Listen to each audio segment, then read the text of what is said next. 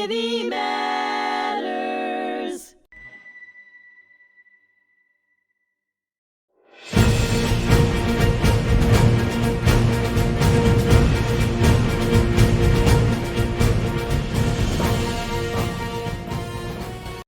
Hello, and thank you for joining me today. I'm your host, Richard Acritelli, and on today's episode of The Fog of War and Humanity here on HMTV, my special guest is retired New York City Emergency Services Unit Lieutenant Owen McCaffrey.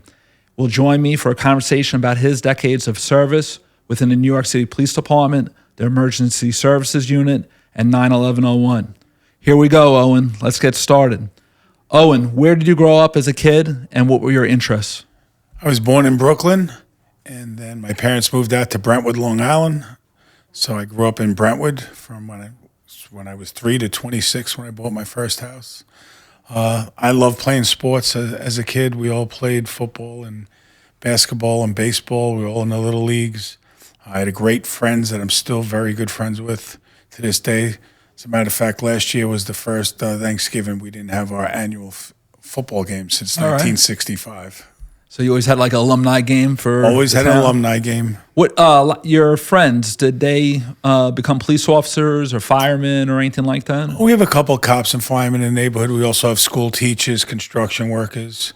Everyone did pretty well in our neighborhood. Okay, so you guys had a lot in common and Yeah.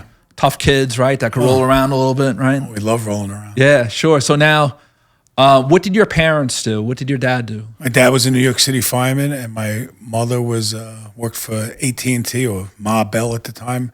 She retired when she had kids, and later on in life, she went back to work for AT&T when we were older. Now, was there something appealing to you that your father was a city fireman? Yeah, my uncle was a detective. My grandfather was a detective. My dad was a fireman. Of course, we had a priest in the family. And I was always called to the police department. And then at 18 years old, I joined the volunteer fire department in Brentwood, which is a very busy fire department. And I really enjoyed firefighting. And I was torn between the two jobs. I took both tests. And due to promotion, I didn't go to the fire department. Okay. But you had the early, foundation of going out on calls, dealing with people, tough situations, right? Oh, yeah. Brentwood's a very, very busy firehouse. Okay, big area too, right? Yeah. Okay, so now, what high school did you end up going to? I went to St. Anne's in Brentwood, and then I went to St. Anthony's in Smithtown. Okay, so what was the biggest things out of St. Anthony's that you took from that education? The brothers were very, let's say I might have gotten a little trouble, and the brothers wouldn't tolerate my nonsense, and I really honestly believe St. Anthony straightened me out for the better. Yeah, my mom's one of 15 from Sligo, Ireland, and she had said to me when I was a kid, "You're going to St. Anthony's." I told her that bus might be going there, but I won't be on it because that was just not my thing. I was strict Irish Catholic and everything, so I kind of understand what you're saying a little. I didn't have bit. a choice. My parents were not. We could have grew up in any area in Long Island with the best school district. My parents were going to insist on a Catholic education. Yeah, you were going to end up there. So now, where do you go afterwards? Where do you go after you graduate? So when I graduate, I was working at Heckscher State Park part-time in the summer. I became a bartender as soon as I turned 18 years old. The local bar hired me.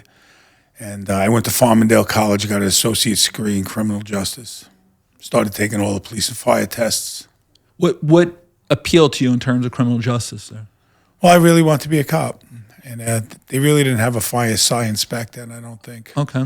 But, I took criminal justice, and I was very happy with that degree. Okay, so now you're tending bar, you're a local kid. When do you take the police test, and when do you get on the job there itself? So I started at 18 bartending, going to college at the same time, and I was also working at Heckscher.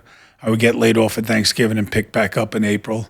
So I was working a lot of hours, and everything was going good in my life. I really enjoyed my pre-police life. And then January of 1983, I got hired by the New York City Housing Authority as a policeman in the academy. Went through the academy for 6 months, and then I went to the Lower East Side of Manhattan for my first 4 years. Now, the housing, that's tied to the New York City Police, right? It's just a different wing or a different portion of it? It is now, but back then there was 3 police departments in New York City. was the New York City Housing Authority policeman, New York City Transit policeman, and NYPD. And we were separate from each other, but we were on the same radio frequencies. We worked together. We went to the same academy together. We got along fairly well with them, and we patrolled housing projects. So I used to walk footposts in housing projects, or I'd be in a car and I'd answer all the calls in that sector, which would be 4 or 5 housing projects. All right, so which housing projects were you stationed at? So I basically had the 9th Precinct car, which is Lilly and Wald housing projects, Reese, and a couple others, Campos Plaza, and some other smaller projects. Okay, where, in Queens and Brooklyn? Or? No, Lower Manhattan. Lower Manhattan, okay. And then, later on, after 4 years, I transferred to Queens. And after 4 years, I became a sergeant, went to Brooklyn North. And that was it. And you gained a lot of experience. You saw kind of the inner workings of the city a little bit in different boroughs. You learn very fast when you're a housing cop, and it was a great experience. What were the biggest challenges that you saw? Well, most people in the projects are very nice people, and unfortunately, they have a 10% of them where the city might have 5%, but there was 10% that are troublemakers, and they peddle drugs, shoot each other, stab each other. The people that buy the drugs rob each other, burglarize. So you do have a higher element of crime in the housing projects, and you feel terrible for these people that become victims. Sure. And it's just a great place for drug dealers to hang out. It's easy to escape the police. There's a lot of people going to the project to buy their drugs, and we patrolled there. And it was a good job. At that time, what was the prevalent drug that you had to deal with? So when I first got to Lower East Side of Manhattan, it was heroin, and then a year later, boom! Out of nowhere, crack started, and what an epidemic! Wow. Everything increased. Our call volume, our violence. It was insanity what was going on. Was that consistent throughout the other boroughs? When you're looking at Queens and Brooklyn and the Bronx? It hit the city. And it hit all the projects at once. What forces a drug like that to become popular or widely used? What must happen? So apparently it gives you some kind of euphoric and great high. So it's better than regular cocaine. It's very inexpensive. Okay. Very inexpensive. So you could go rob $100 that day, selling tires, robbing people, do whatever you do to hustle up $100, and you get a lot of crack for $100. And did you see the city deteriorate a little bit as a result of that? 100% deterioration. Until Mayor Giuliani came in and told us to take back the city with safe streets, the city was out of control. Wow. So now, what year was that where you saw, was that 90 when Giuliani came in? I don't remember when he was elected, that? right? So I had Mayor... You had Koch, Dinkins, and then Giuliani. Okay. All right. Now, you're a police officer. You're in the different city counties there, right, or boroughs. Now, where do you end up going a little bit later? So when I make sergeant, I go to PSA 3, which is in right near the Brooklyn Bridge, and those projects all along the waterline there. We had from Red Hook to Bedford-Stuyvesant. And I go there. And about a year and a half later, they start housing rescue, which was going to be an emergency service type unit for the housing police. So I was a founding sergeant in there, and they gave us about 50 cops and 6 sergeants and 2 lieutenants, and we started training all over the place. And then we deployed as an emergency service unit in the housing projects. And then in June of 83, a year before the police departments would merge under Mayor Giuliani, the housing rescue unit was incorporated into emergency service. We gave them all our equipment. We got divided. We got trained by the emergency service unit. Then we got divided up and put into different trucks. I ended up as a sergeant up in Harlem. And then 6 or 7 months later, I made lieutenant, and they kept me. So the rest of my career was done in emergency service. So you're in early 90s, you're there for 10 years. You're in emergency services. Can you describe what some of the responsibilities were to be in the ESU there? So emergency service is the SWAT team of the New York City Police Department. We handle all barricades and all hostages. We specialize in taking out emotionally disturbed people without using deadly physical force. We try to use non-lethal force on them. We're experts at it. We teach a lot of the police departments in the country how to do it by various equipment. And we do heavy rescue. So we're us in the fire department. In New York City, if you have a car accident and you're trapped in your vehicle, you have the pleasure of having the police department and fire department simultaneously going to your calls, and whoever gets there first will cut you out of the car. You get hit by a train, we will go underneath the train, lift the train, and get you out from underneath the train. So we do heavy rescue. That includes building collapses, high-angle rescue, where like these guys working, say, cleaning windows or construction work on way up high, we'll tie off ropes and we'll get them to safety. So we're always in competition with the fire department, but competition breeds fast responses and well-trained people. So it's actually a benefit to the New York City New York City person. Now, you were very well trained. You had different police departments, different groups, different ways of thinking, training you, right? So if you get into emergency service, you have to be willing to do, right now it's up to 9 months of training. When I was in there, it was about 6 months of training. And then after your training's over and you pass, they send you for an EMT course. Everyone in emergency service is an EMT, everybody, from our inspector or chief all the way down to the newest guy. And you're trained in every aspect. If you fail one thing, you don't pass, you're out. So you have to be a scuba diver, surface water rescue guy. You have to be able to rappel out of helicopters, rappel off buildings, do high-angle rope rescue. You have to do SWAT, which is room entries and building entries. You're trained in how to deal with hostage situations till the hostage negotiator shows up. We do dignitary protection.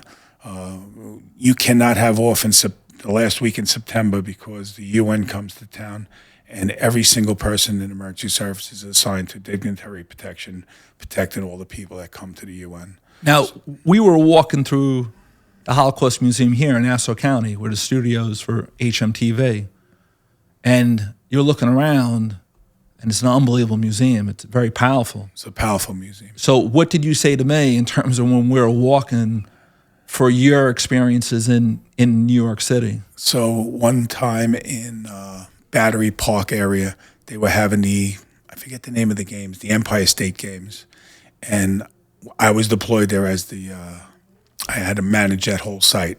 So I had 2 snipers up on top of the Holocaust Museum in Lower Manhattan on the west side. And I had a bunch of guys deployed there inside the complex where we were having these games. It was at an outdoor venue. And I had to go and see my snipers because I have to go check on my guys, all my guys that are working. So I went into that museum and I walked through the whole museum to get up to the roof. And it was very powerful. I'll never forget it. I mean, it's something. So the responsibilities for the ESU, very, very wide-ranging. Oh, yeah. Right? You're dealing with a lot of different groups of people, organizations, emergencies, violence, right? And we protect we're the only SWAT team in the country that is in the motorcade with the president and vice president. Wow. So I've guarded George Bush and Bill Clinton as well. Have you ever spoken to them before, or have they ever come out, and have you ever gotten that close? Or I won an award, and I went to the Oval Office and met Bill Clinton. Wow. What year was that? So the event was in August 1st of 98. Okay. And a year later, me and the guys that went in this room all won the Top Cops Award. Wow. And you get to meet the President of the United States in the Oval Office. Wow. What was that like? Was that it was remarkable. Here's the President of the United States. And Bill Clinton had some personality, believe it or not. He knows all your name. Like, he walked in there, no cards, no nothing. He knew all our names. very bright guy? Right, brilliant. And he was very friendly to us. He knew all about our incident, and it was awesome. Wow. Now, When you look at terrorism that hit the city, there was two forms of terrorism. There was the first World Trade Center and then the second, right, 9/11. Did you handle the first World Trade Center? Were you in there at that point yet? I was in housing rescue being trained, and we asked the ESU, and they did not require us to back them up, so we did not go there. Okay, so, but now you're in the 90s and you're heading towards 9/11. Were there any lessons that were taught to the emergency services out of the first World Trade Center bombing? Oh, yeah, a lot of lessons. And, we started taking classes on terrorism, and the award I won, just to let you know, was for shooting the first suicide terrorists that were coming into New York City. Wow. And they were going to detonate themselves at 7 or 8 in the morning in a predominantly Jewish section of Brooklyn where the Hasidic people live, and they were going to go into a subway station and blow themselves up. So they were suicide bombers. Then. Yep, first suicide bombers in the country we shot. I took, usually going with a 9-man team, I took a 6-man team in there, and because we felt that we only had a 50-50 chance of living because they were going to, if we come in, the informant said that they would detonate the bomb. And in fact, they did hit one of the 4 toggle switches on the bomb. It just didn't go off. Wow. And you guys were that close where that would have been it. Right? He hits the other 3 toggle switches, we're dead, because when they recreated that bomb, it was devastating. It would have took the building down. It would have killed all of us. There's no chance for survival. Now, is there ever any moments that, I don't know, triggers in you where you think about that, or you think, because you're a father and, Nah, not really. The only thing that triggers me is when 9/11's approaching and all the commercials start and you start seeing the buildings and blah, blah, blah. And that just brings back a miserable time in my life. Yeah, it was very tough to live here in Yep. Long Island, New York City, Northern Jersey, Southern Connecticut, right? So now we're talking about 9/11. Where were you when 9/11 occurred? So I did a midnight that night because I did my last 8 years. I was the midnight. I ran the whole city. There was no other lieutenant on the midnights with me. So I was the midnight platoon commander of emergency service. I had all 5 boroughs. And so how many trucks? There's 10 trucks in New York City. Trucks. There's 3 in Brooklyn, 2 in Manhattan, 2 in Queens, 2 in the Bronx, and 1 in Staten Island. And you were the officer that kept an eye on those trucks at night, right? The operations, things that were coming in. Yep. I generally did Manhattan and the Bronx and would put a sergeant in charge of Brooklyn, Queens, and Staten Island. But on any big job, hostage job, barricades, stuff like that, I would have to put a sergeant on covering the city, and I would have to go to that job. Is that, what's the reason? Because it's just busier? No, it's not busy. It's you know what it is. There's no nonsense jobs. Okay. Like we do elevator rescues. No, not too many on the midnight shift. The day shift is inundated with them. There's a lot of. All our jobs are real jobs. Okay. Now, were you coming home, or you were home already? So I did a search warrant in the morning. So I made some overtime. I got on the road around 9 o'clock, and I had a CD player in my trunk, so I was listening to music on the ride home. Where were you heading to? I'm heading to Islip, Long Island, or Bayshore, Long Island. So on my way home, I didn't have the radio on. And when I got home, my wife was feeding my baby breakfast. She had Barney on a videotape, so she didn't have a TV on. And I went to bed, and 9/11 started, and we weren't aware of it. And then my brother, we used to be a New York City policeman, and now he's a Nassau County cop. He calls my wife and says, "You better wake Owen up. Trade Center's been hit by a plane. He's going to want to go to that." So she wakes me up. I take a shower. When I come out of the shower, the second building is hit. That's when I said, wow, this is terrorism, and those ain't no little planes. Was your brother home, or was he on the job at the time? Was he in the city, or? He was off. My brother, the fireman, was also off. They had both called her. So as soon as I took my shower, I got dressed, I screamed into work. I was doing 100 miles an hour on the LIE. What are your recollections when you're driving in? I'm like, oh, man. What were your thoughts? This is unbelievable what's going on. And I got behind an off-duty, probably a captain or better that has a take-home car. I showed him my badge out the window, and I followed him in. We were doing, 80, 90, 100 miles an hour on the LAE, and he had the lights and sirens on, so people getting out of our way. And then I peeled off and went to my quarters in Queens, and I got dressed, and I got in a police car, and every bridge was closed. I had to drive on sidewalks. It took me a really long time to navigate into Manhattan. I had to go through into the Bronx, take the back streets to 3rd Avenue Bridge, and then I had a straight run up the FDR Drive because they had shut down the whole FDR Drive, and I had to be I was going downtown. I was in the uptown direction. They had to close down, and the other side was for pedestrians. So I drove as fast as I could down the FDR Drive, and I had an AM radio, and I was listening to my portable radio, and the guy in the AM radio started screaming. When I got to Houston Street, which is 4 or 5 minutes before I'll be arriving at the Trade Center, he started screaming, "The second tower's coming down. Oh my God, the second tower's coming down." So you were en route there. You were heading. I arrived 5 minutes after the building came down. I got to West Street, and it was on, but I wasn't in the collapse. I have none of that traumatic experience that a lot of cops and firemen and civilians have.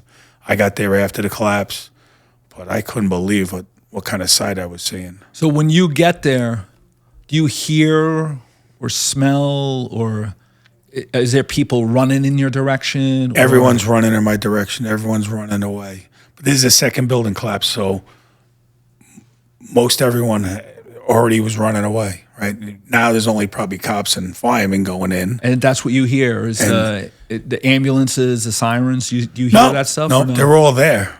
They're all there. Wow. Right, so there's no one coming in behind me. Yeah. Everyone's there.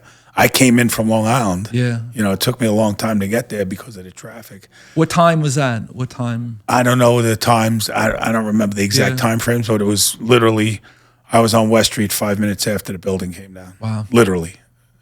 And so I see these guys running at me from emergency service, and this guy, Sergeant Pat Murphy, who I had worked with up in Harlem as a sergeant, he was a friend of mine, and he later passed away of 9/11 cancer. Anyways, I'm like, "Pat, what's going on?" He's like, "Oh, and 2 buildings came down. We lost a lot of guys. There's a lot of dead people in there. This is bad." I'm like, "All right, let's take a break." And I took all his guys. I settled them down, and then I said, "Let's start breaking into these ambulances and these fire trucks, and let's get some first aid equipment." And we grabbed a bunch of first aid equipment off these ambulances and the stretchers, and we started walking towards the Trade Center. And then we broke into a fire truck. We took their hearse tool off, and the first thing I remember doing is we had to climb up. The debris was the height of the top of a fire truck.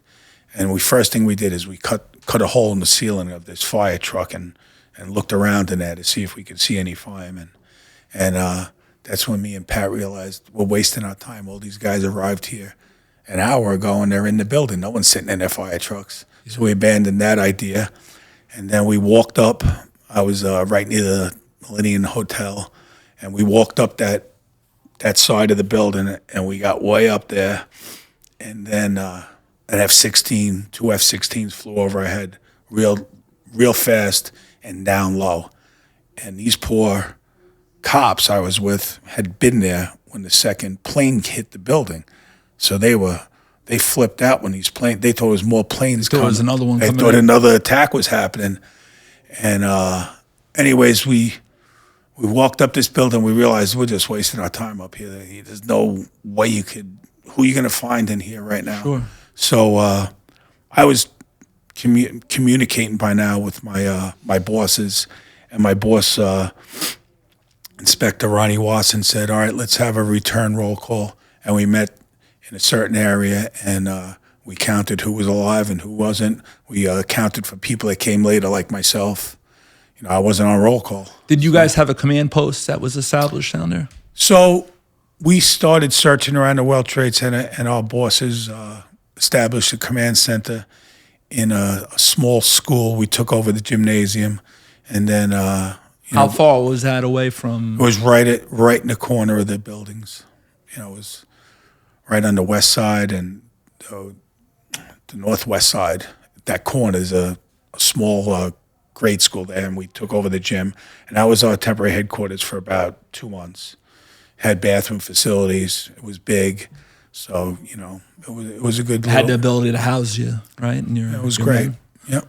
All right, so here on HMTV, I have Lieutenant Owen McCaffrey. We're going to go into a second episode. Please come back. And Lieutenant McCaffrey is going to speak about his moments in 9/11/01 in Lower Manhattan and his good friend, Sergeant Michael Curtin.